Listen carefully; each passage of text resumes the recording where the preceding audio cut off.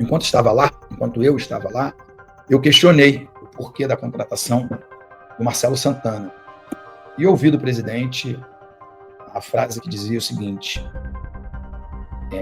eu que vou fazer tudo, mas por que a contratação? Porque nós temos que ter um bucha para mandar embora. Você sabia que algumas conexões do mundo do futebol são tão fortes que resistem ao tempo? E se eu te disser que uma parceria antiga pode estar ajudando o Vasco a moldar seu futuro? Fique ligado, porque essa história vai surpreender você. Mas antes me diga, qual é a importância de uma boa relação entre diretor e jogador para o desempenho do time? E será que essa conexão pode ser decisiva em momentos de pressão? Vamos responder tudo agora mesmo. Admar Lopes, uma figura de peso no cenário esportivo, é conhecido por seu faro certeiro para talentos. Em 2019, como coordenador de scouting do Lille, ele enxergou potencial em Léo Jardim, o que resultou na contratação do goleiro para o clube francês. Essa parceria, porém, não parou por aí.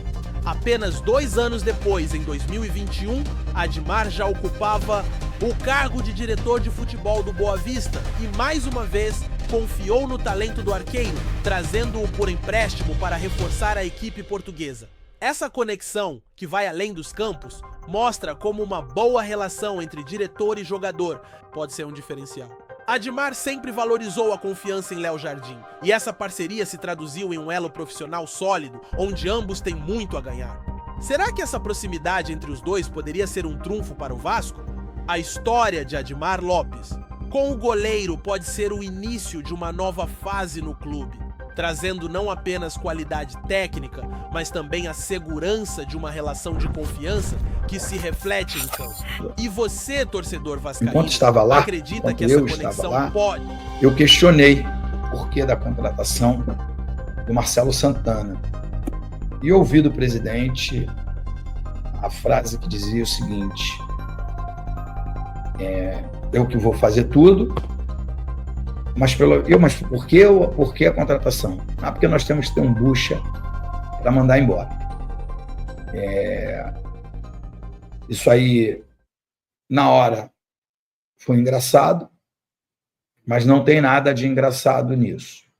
Embora eu tenha uma ideia muito particular sobre um diretor de futebol.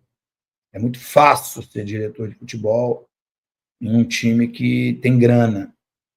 Você senta ali, decide quem são os atletas que você quer contratar, você pega um avião, vai até a cidade ou o país desse atleta, negocia, joga um pouco para lá, um pouco para cá e contrata. Quando você não tem grana, essa tarefa é um pouco mais difícil, muito mais difícil. E acho que a tarefa do Vasco ela é muito mais difícil. Eu acho que o Flamengo consegue seduzir o Jorginho. Não estou nem falando só de grana, não. Tá? Mas o Flamengo consegue seduzir o Jorginho porque está disputando a Libertadores, porque vai disputar o Super Mundial, porque tem um time que vai disputar a conquista do Campeonato Brasileiro e Libertadores e outras coisas. E eu acho que o Vasco não consegue contratar o Jorginho.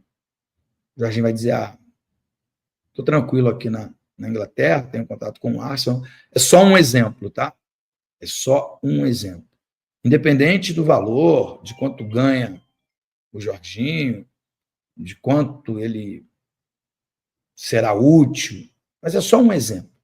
Então, às vezes, não ter o diretor de futebol é uma economia. Eu acho que tem que ter, principalmente para você relocar, emprestar jogador que você não vai usar. Por exemplo, o Vasco vai usar o Jean Davi? Eu acho pouco provável que isso aconteça. Jogo quarta, domingo, machuca um, machuca outro, toma terceiro cartão amarelo, eventualmente pode usar. Mas eu acho que não, o técnico não conta com o Jean Davi. Só que o Jean Davi foi comprado e ganha um salário altíssimo. Um diretor de futebol seria de suma importância para ir num time menor, ir num time da Série B e convencer esse time a contratar o Jean Davi ou ir ao Chile, onde ele começou a sua carreira, e convencer o Colo-Colo, a Universidade do Chile, sei lá, algum desses times a comprar o Jean Davi ou pegá-lo emprestado, pagando 100% do salário, com obrigação de compra. Então, assim, acho que um diretor de futebol tem essa função. Essa função é mais prioritária do que propriamente contratar. Porque contratar é muito difícil, principalmente quando você não tem dinheiro. Agora, a pergunta que eu vou fazer. O presidente que assumiu, ele botou nas costas do Amodeu, né? Que é o presidente da SAF. Esse acúmulo de função, na verdade, para não botar o Felipe, né? Porque, na verdade, é ele mesmo quem está fazendo. Mas, a pergunta aqui não quer calar.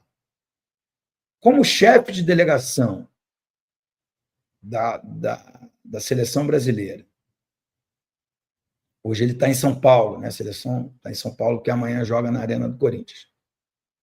Ele está trabalhando, ele foi lá, ele conseguiu conversar com o Richarlison, com o Bruno Guimarães, sei lá, que é vascaíno, doente, sei lá, com algum jogador, e, sabe, abrir as portas do clube, fazer com que esse atleta possa um dia vestir a camisa do Vasco. Se ele estiver fazendo isso, ótimo.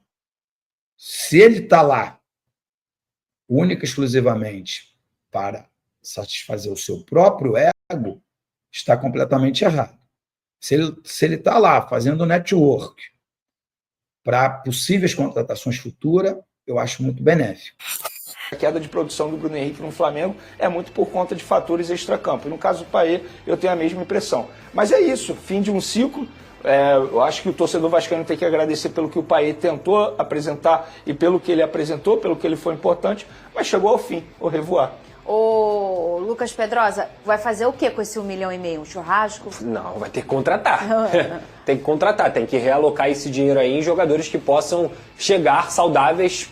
Talvez não em um jogador, acho muito complicado o Vasco gastar mais de 1 milhão num jogador, mas quem sabe trazer 2 jogadores de 700 que podem chegar para vestir a camisa, como foi com o Nuno Moreira. É um jogador que para mim é um case de sucesso nessa temporada do Vasco, não teve adaptação nenhuma, conseguiu chegar para jogar. E aí, para a posição, é justamente, eu não sei o que o Diniz vai fazer nessa parada, porque eu acho que isso é até uma informação, tá, gente? O Diniz acha que o elenco do Vasco é bom o suficiente para ele poder aproveitar muitos jogadores ali. Então a parada, ela vai dar um termômetro muito grande. Só que, independentemente do que o Diniz acha ou não, eu acho que a diretoria tem que agir. Porque o Diniz está chegando agora, ele vai ter 2 meses de trabalho, completou um mês hoje, inclusive, de trabalho, vai ter mais, até o fim da parada, 2 meses de trabalho. Só que ele não sabe as mazelas que o torcedor sabe. Ele não sabe as mazelas e as deficiências que a diretoria também sabe. Então, assim, a diretoria não pode se acomodar caso o Diniz fale assim, eu preciso de 1, 2. Não.